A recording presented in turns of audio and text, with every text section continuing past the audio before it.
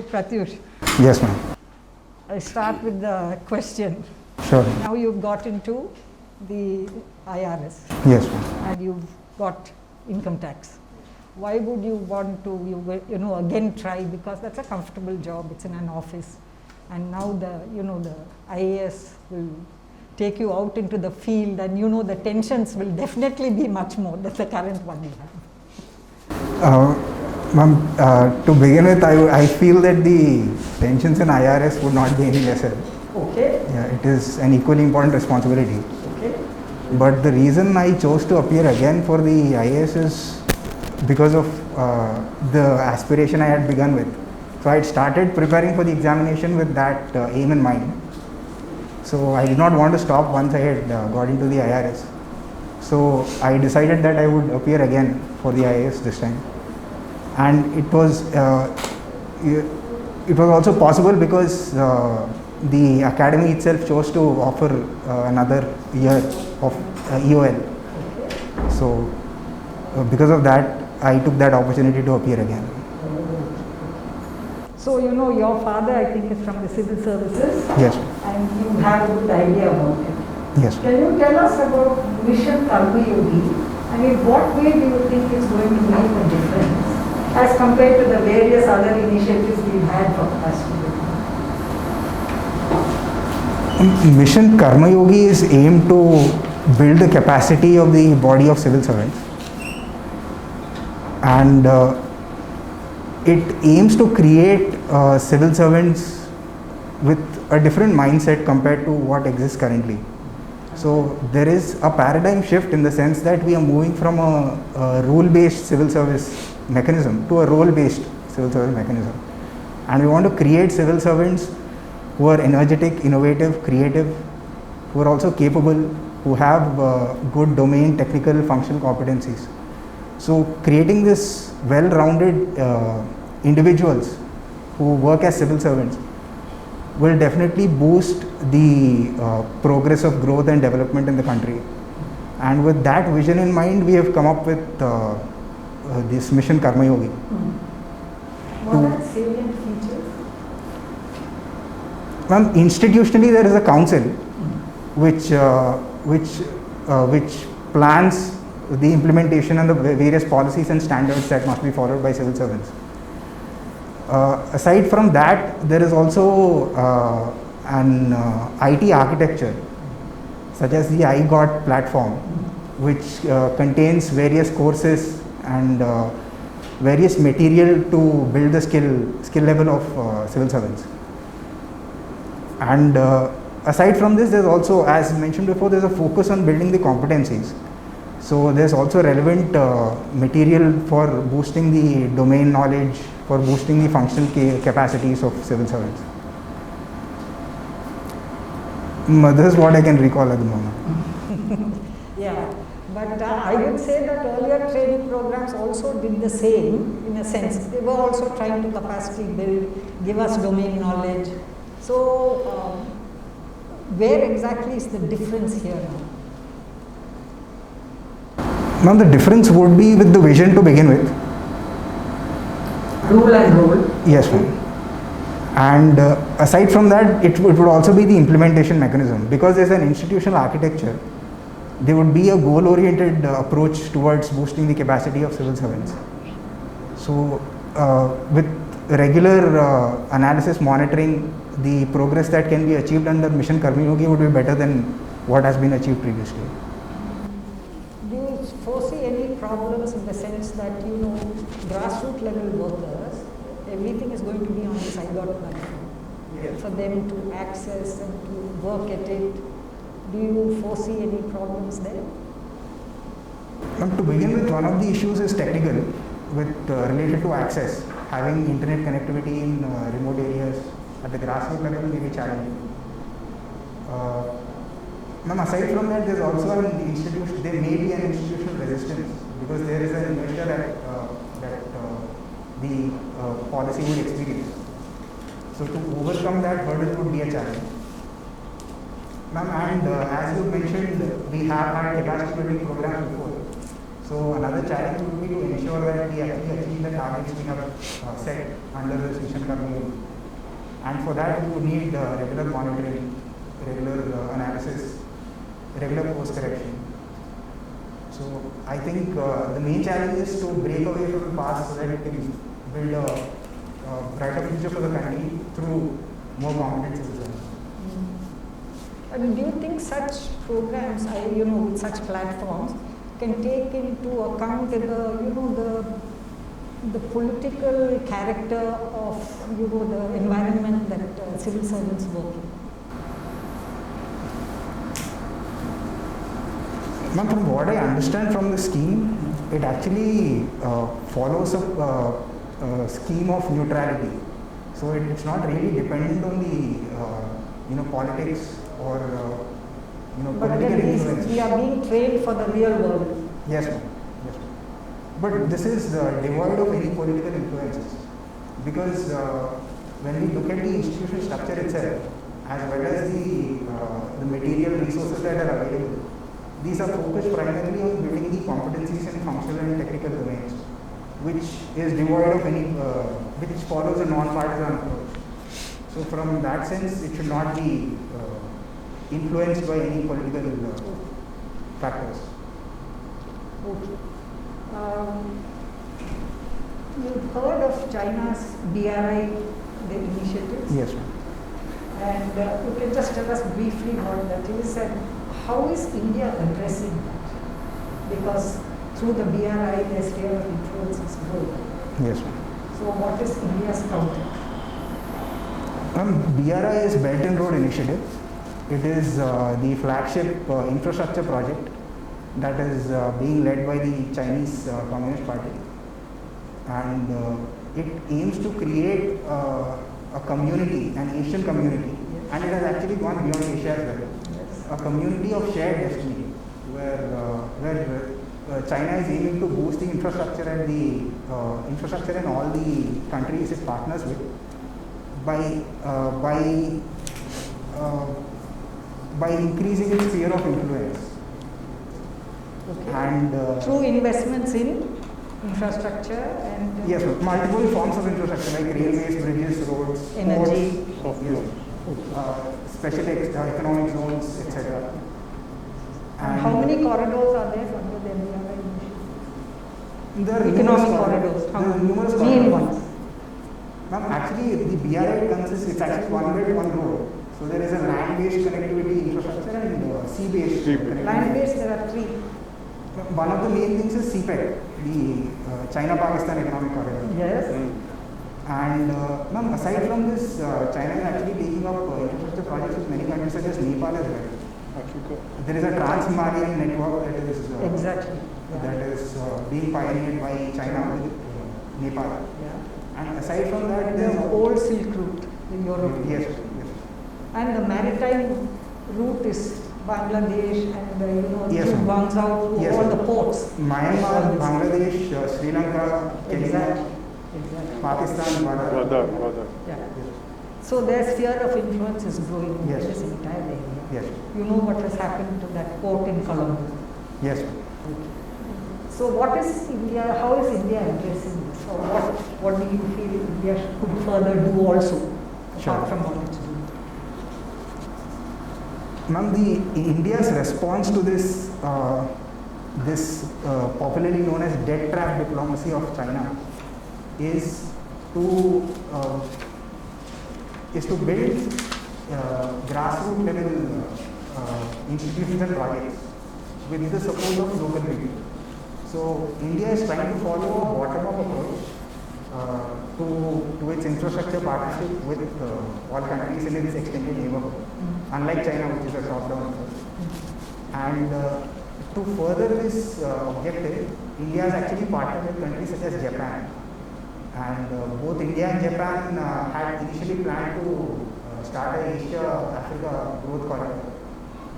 And aside from this, India is also planning a INSTC, which is North-South Transit Corridor, to connect St. Petersburg to India through the Chabahar port. And aside from this, India is also partnering, is working directly bilaterally with countries such as Nepal, Myanmar, etc. To build community level, high impact community development projects. So through these projects, India is trying to increase its influence and goodwill. And at the same time, it is trying to expose China's debt trap diplomacy by actually exposing the lack of transparency in its initiatives, and also trying to expose the issues that it has created in countries such as Sri Lanka, in countries such as Maldives, and also in Pakistan, where we are seeing that the country is not able to repay its interest payments. So I would say it is two-pronged. One is bilaterally, talking to countries directly, and the other is multilaterally, raising issues with BRI in multilateral forums. And actually in this multilateral initiative, recently we have also seen the progress of the initiative called Quad Security Dialogue with 4 democratic nations, US, India, Japan. Australia and Japan. And so this is also a means to ensure that there is freedom of navigation in the seas, and also there is inclusive growth in the region, ensuring a free and prosperous Indo-Pacific region. So it's both bilateral as well as multilateral. Well, you know that our economy is perhaps the worst ever. Yes. Since independence. And we are trying to find solutions here and there. Okay. One was the central government borrowed money from the RBI. Yes. Okay. Yes. How did the RBI give the money? What was the mechanism RBI followed this time? It's a controversial mechanism, but it worked. So this is called deficit monetization, where the RBI prints money. Normally, well, okay, stop. This time the printing was not done. It was given, the money was given without printing the money. Have you heard of debt swapping? See, this is very important, you know why? Because there are certain small things like this which you have to pick up before the next interview, because these are very topical, especially in this macro environment of our country. 70,000 crores was given to the central government to bail out something, some welfare program which they have promised but they cannot pay for. So RBI is giving the money. But they have used debt swap, which is what? So I'm not familiar with this. See, you want to pick up, these are small things. Sure, sir. See, long-term bonds have better interest rates normally than short-term bonds. Okay. Yields. Okay, you're talking about flattening the yield curve. Yeah, yes. And in this case, the yield was low. Why? Because India is getting into a recession. Yes. So the yield from long term was low. So what the RBI did was sell off all the long term and buy the short term. Yes. Convert them into short term. In that sale, they made the money and they gave them. This is a trick. It has never been used before, but they used it. Sure, sir. These are the kind of small things which you may have to remember. Sure, sir. For purposes of measuring country's progress, what index do you think would be appropriate for a country, not just like India, for most of the emerging economies? So one of the key indicators would be the HDI, sir, or Human Development Index, which includes not just the economic growth, but also focuses on standard of living, yes, health, education, and standard of living. So at the same time, there are also indices such as multidimensional poverty index, which is a useful tool to understand the prosperity of those living at the bottom of the pyramid. So that could also be a useful. But one thing, in most of these emerging economies, definitely in India, since most of the economy is outside of recording or organization or any kind of informational base, database, how do you calculate these indices, especially things like per capita income, median wage, etc. So how do you know? Because 90% of the income is not being recorded. Yes. So data availability is definitely a challenge. And also at the same time, No, but you have to think a little in terms of in what way can you say proxy methods are there? yes, sir. Yes, sir. Then extrapolations Yes. based on certain returns Yes. in certain sectors. Yeah, that could there. actually be done through a sampling exercise. Sir. Okay. Then we Through have sampling, yes, a stratified sampling exercise where we pick populations from different Right. socioeconomic groups, try to analyze what the sample medians, means are, and based on that we can extrapolate it for the larger population. But still, this would be an approximate method. This would be an approximation. To actually get more accurate results, we need to ensure more holistic, diversified surveys and more frequent surveys as well. Frequent service. Yes. Good. That's a good question. Answer. Good. Okay, Mr. Pratyush, Yes, sir. there is one place in India where almost all the rivers are there. I'm sorry, sir. There is one place in India Yes, sir. where all the rivers are there. Rivers, sir. Okay. Rivers. Sir, I can only think of the maps, sir. That's all. Okay, good answer. Right in address. Okay. Name the hostels. Yes, sir. Actually, the 18, most of them are rivers, but some of the rivers are missing. Okay, Yes, okay, yes. That's okay. See, now we are facing with water dispute between different states. Yes, sir. Telangana, Andhra, Karnataka, and Tamil Nadu, like that. Yes, sir. Yes. There is one concept called interlinking of rivers. Yes, sir. What is your opinion about that? So, interlinking of rivers is a good initiative, but it should be an option of last resort. The issues related with water availability, water scarcity, and also at the same time excess of water, that is floods, it can be handled through other mechanisms which are far less economically taxing, which also do not impose a social cost in the sense that they would not result in displacement of people. And also at the same time, the gestation period is much smaller compared to the river linking, interstate river linking. So some of these mechanisms, for example, would be water harvesting. Traditionally, we have many mechanisms to harvest water, and it has been the case since ancient times. It's only now that they've fallen into disuse. So we can revive that. At the same time, we can also think about water recycling, wastewater recycling. Most of the wastewater we generate now is not being recycled. We can actually learn from countries such as Israel or Singapore, which are very efficient in recycling wastewater. So definitely that can be a mechanism. And also at the same time, improving water use efficiency as a whole. Right now, agriculture is the largest consumer of water. About 80% of water, 80 to 90% is being consumed by that sector. So in agriculture itself, if we can shift to less water intensive crops, if we can promote micro irrigation, fertigation, the essence being to increase the water use efficiency. Okay, And also at the consumer level, sir. Consumer level in the sense industries as well as households. We can also improve, we can reduce water wastage that happens at homes and industries. So for that we may need standards, sir, water footprint standards across the board. So water use efficiency, water recycling, water harvesting. So you are from chemical engineering to software to now administrative services. Not software, sir. Finance. See, strategy analyst. Yes, sir. What is It's a strategy consulting role. analyst? Sir. It's a consulting role. Have you ever heard a word, blue ocean strategy? Blue ocean strategy.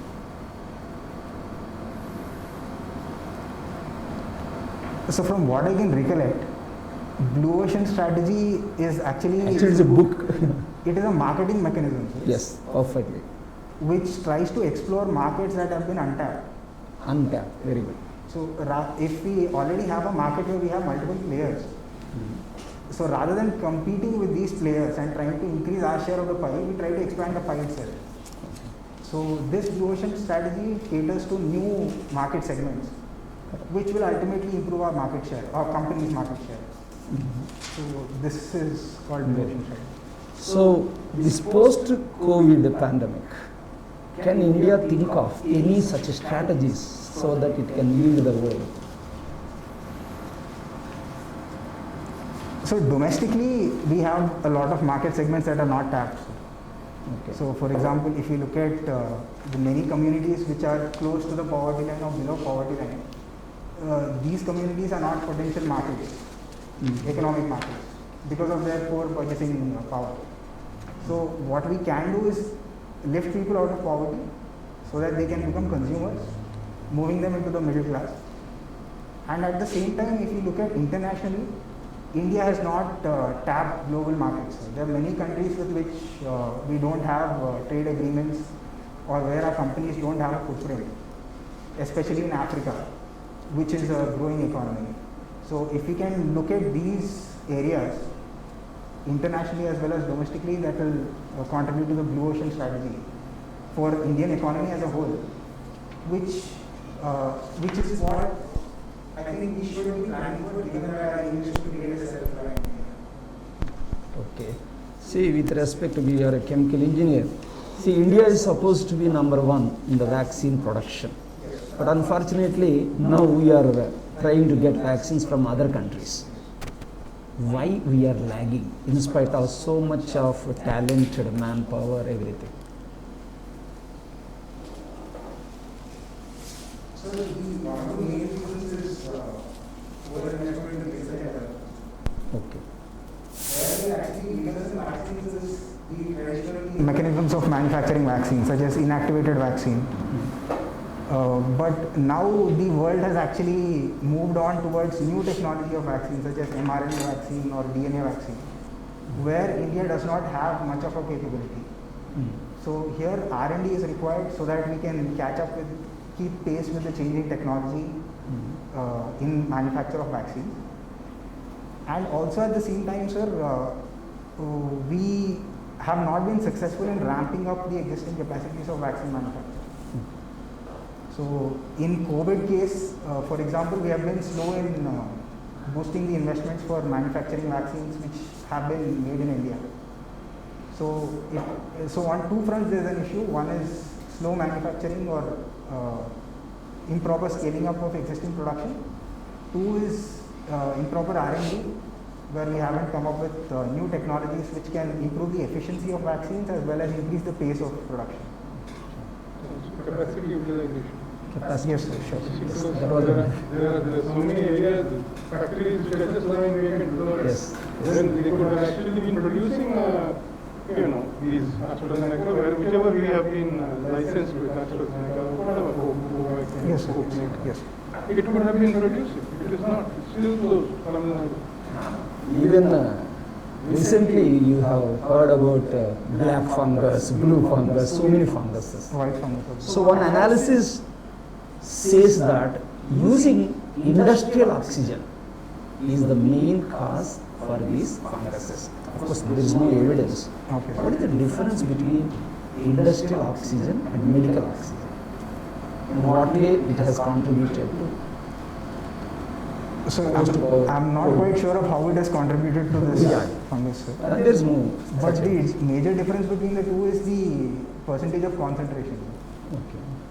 So for industrial oxygen, we need higher purity, but for medical oxygen, if we have 95% purity, that would be adequate. So that is the only difference. Okay, Mr. Pratyush, mathematics is your options. Excellent. What is sigma x minus a? Means something like x minus a into x minus b into like that. Sigma x minus how much? Just for fun. All the alphabets from x minus a to x minus z is 0, sir, because x minus x is 0. Okay. Say I have a garden in my house. Okay. I have a garden in my house. Today there is one flower. Okay, sir. Tomorrow 2 flowers. Every day it gets double. Sure. If it takes 30 days to have my garden full of flowers, Yes, sir. how many days required for my garden to be half full? 29 days, sir. Pratyush, what does your name mean? So Pratyush actually refers to a time a period of the day which corresponds to daybreak, sir. So it can be loosely translated as dawn. DAWN. Okay. I did not think of this, but after Mr. Chatterjee's question, I'm tempted to ask you, what's the relation between the yield and the price of a bond, the bond market? So there's an inverse relationship between yield and price, sir. Why? The price actually tells us at what value we can purchase a particular bond.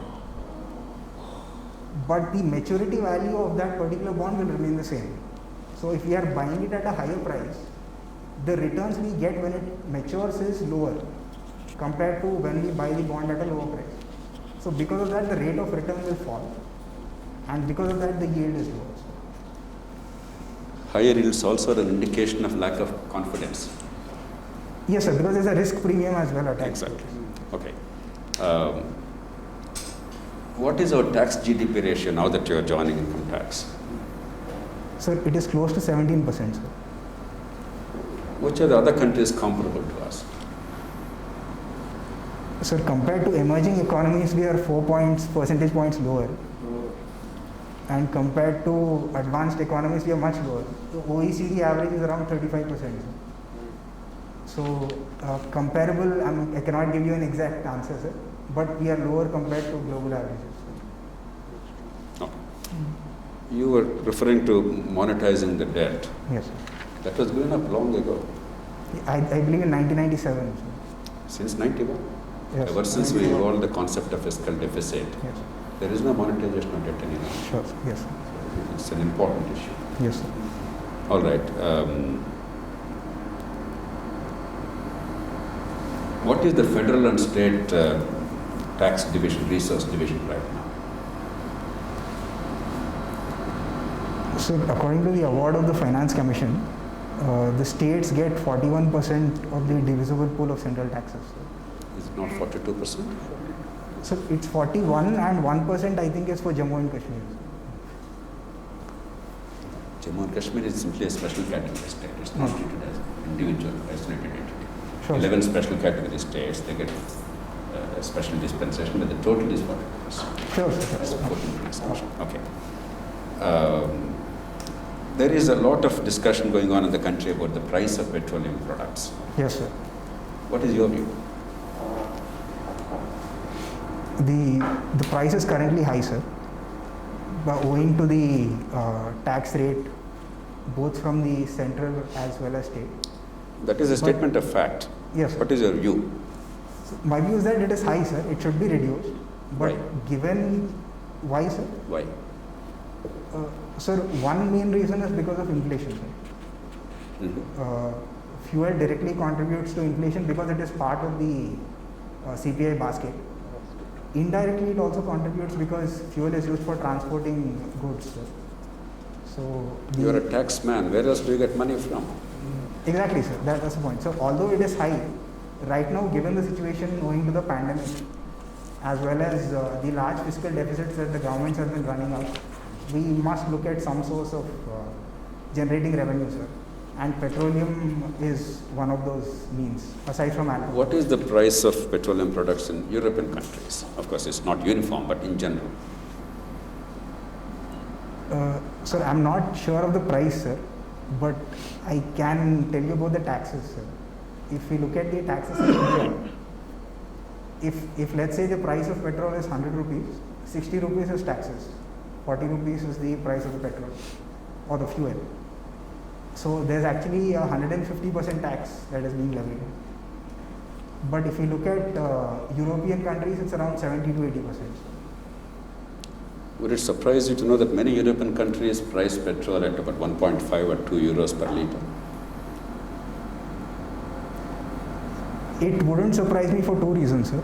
One is standard of living is higher, so the purchasing power is a lot more in European countries. And two, European countries actually, they ensure that there's a shift from conventional fuels to renewable fuels. Therefore, is it not in our interest to promote? Like and subscribe Eagle Media Works.